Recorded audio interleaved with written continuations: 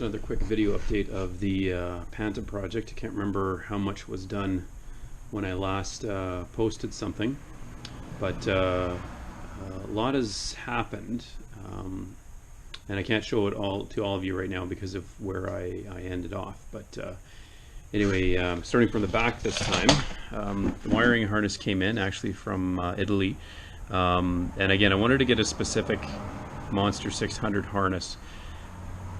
This is out of my depth in terms of motorcycle electrics, but I'm wondering if you had carburetors and you used a three-phase alternator carburetor wiring harness with a fuel-injected engine, if things shouldn't just bolt together. Again, I'd have to really look at wiring diagrams, but part of the reason why I went with this Monster 600 engine is that, one, it was relatively inexpensive, two, it was in Canada, but three, it was already set up for carbs, and the whole idea of monkeying around with ignition systems again is a bit beyond what I wanted to play with. So yeah, the harness is in, and underneath the tank, which also came in,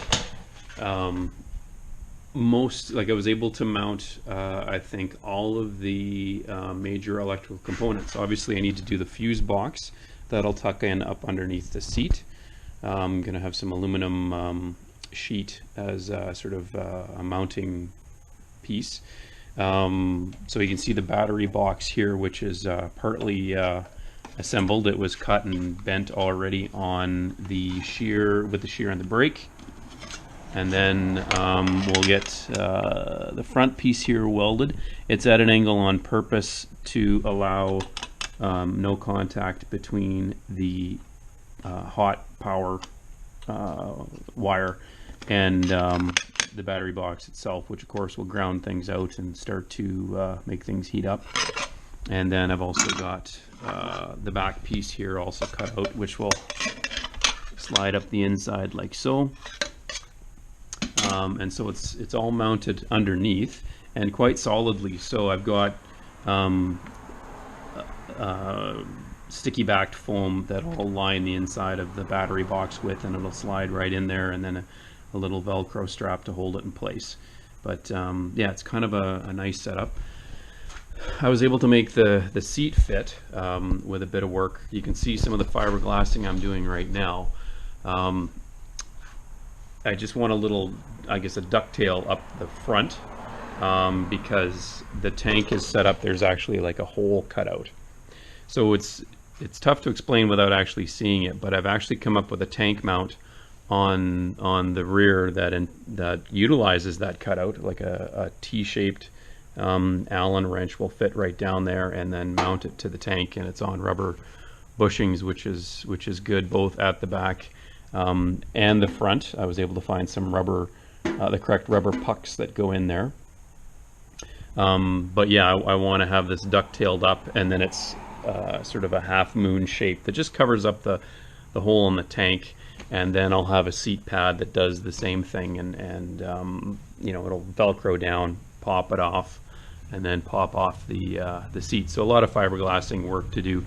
This was cut out for another project, so unfortunately I went backwards a bit on this, but it's just an issue of getting out the fiberglass resin and the mat and the cloth and filling it all in and then sanding it down flat. So that'll take some work, and I'm thinking I might as well do it now when the weather's decent, because obviously you can't fiberglass outside when it's colder. So that'll come. Hopefully do most of that in the next few days. It's supposed to be really dry, pretty warm, which will help with the curing. So yeah, the fuel tank came in. It's in great shape structurally. Obviously paint is in weak shape.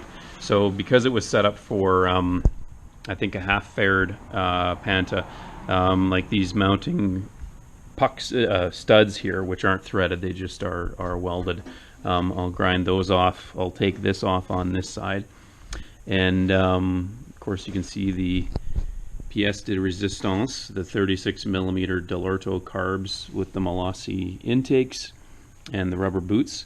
So I kind of had to do this in stages. So the first one was to to buy the carbs, then I need to figure out what type of spigots come out of the top of the carbs, and I think I can use straight ones, which is good, because as you take 70-degree or 90-degree bends out of the carburetors itself, it will cause some drag on the cable. So that's nice. I can use straight for both of them. And with this tank, of course, there's a huge humpback, I guess, carved out of it as it sits on the frame rails. So again, tucked up underneath are the coils on a mount that I made using the stock frame bosses. I think they're kind of like igniters or something like that, are also mounted in there, so it's nice and clean. And of course there's very little wiring when it comes to a carbureted bike, so that helps. I mounted the rectifier up here. I'm hoping it's okay. If I didn't have the oil cooler there, it would be in a perfect spot, would get lots of cool air blowing against it. Here, while it's set up apart from the engine and it's somewhat in the airflow, it is behind the oil cooler itself, so any air passing through that will be warmed. So I'll have to keep an eye on that, and if that's not a good spot, then I need to find a different spot for the oil cooler, which is too bad because I kind of like it where it is, or a different spot for the rectifier, which again I kind of like it there because it's sort of tucked out of sight and harder to see.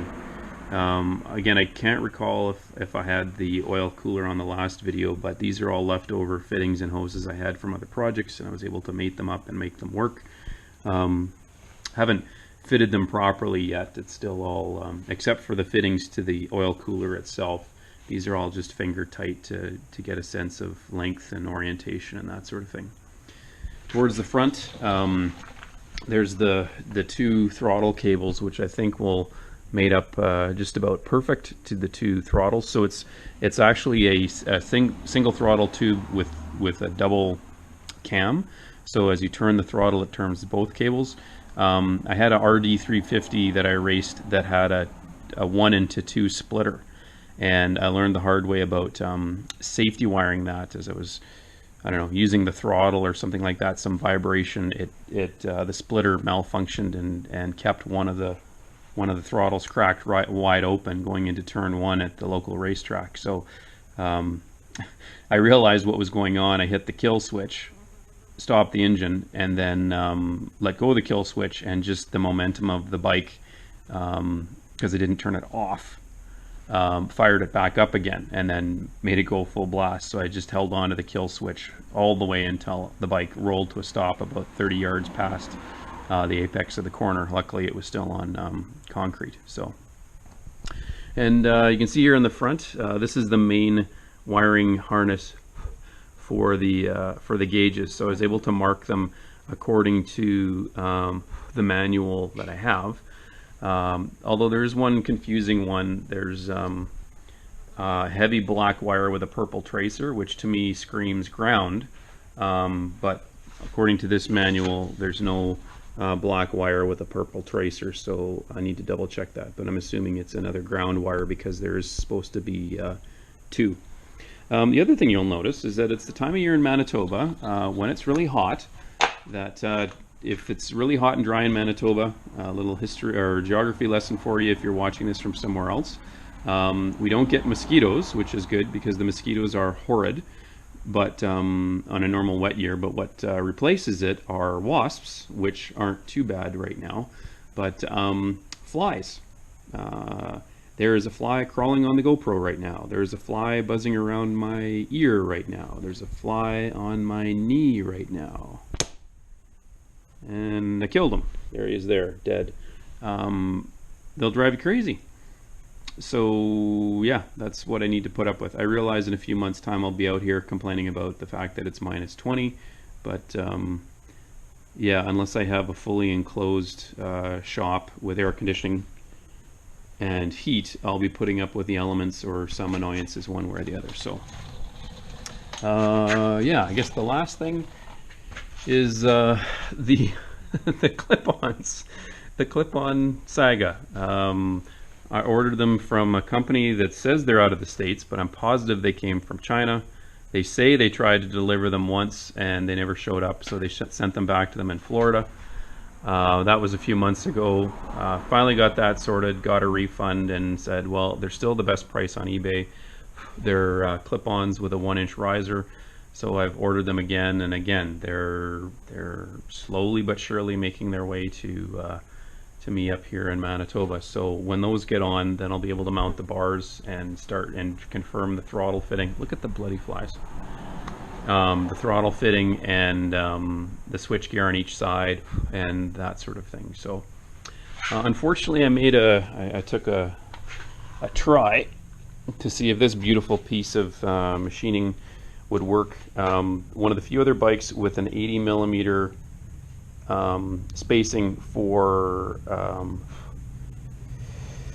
front caliper is a Honda Hawk. So this guy made these brackets to work on a Honda Hawk GT, but with the stock forks. But these do line up, but this boss here fouls on the bracket because, of course, those aren't upside down forks; they're right way up forks. So anyway, it was worth a try. I might have to make my own bracket. I can at least use this as a guide, or there still is, you know, some obscenely expensive calipers that have allegedly bolt on, but I'm only going to use left front, I think, and go from there. See, there's my friends, my flies crawling all over the tank.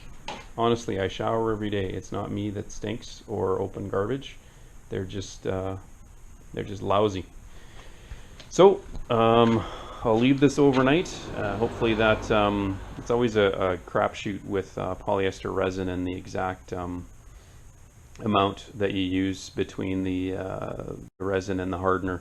So I'll let that cure overnight and then put on a couple more layers and then trim it to fit. So anyway, this I'm happy with how that seat fits. It fits pretty good, and yeah, it hides the rear subframe, and I think it looks half decent. So anyway, that's the update for now, and I'll go kill some more flies.